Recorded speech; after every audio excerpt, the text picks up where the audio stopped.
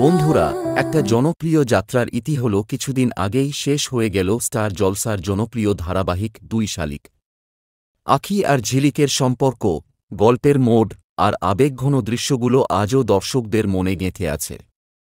আর এই ধারাবাহিকের প্রাণ আঁখির চরিত্রে অভিনয় করা তিতিক্ষা দাস। সিরিয়াল শেষ, এখন প্রশ্ন, তিতিক্ষা দাস কি আবার ফিরছেন নতুন কোনো ধারাবাহিকে, নাকি কিছুদিনের জন্য নিচ্ছেন বিশ্রাম? তিতিক্ষা নিজের একটি সাক্ষাৎকারে জানিয়েছেন, তিনি আপাতত একটু রেস্ট নিতে চান।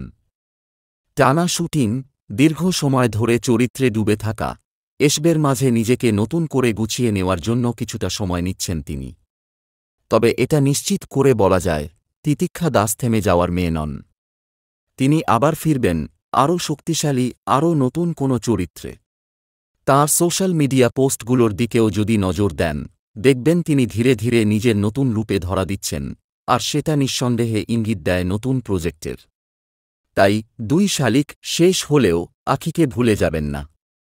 তিতিক্ষা দাস আবার ফিরবেন আমাদের প্রিয় পর্দায়, এটা শুধু সময়ের অপেক্ষা। ততদিন পর্যন্ত অপেক্ষায় থাকুন, সাবস্ক্রাইব করে রাখুন চ্যানেল, আর তিতিক্ষার প্রতি ভালোবাসা জানাতে কমেন্টে লিখে ফেলুন, উই লাভ ইউ তিতিক্ষা। ধন্যবাদ।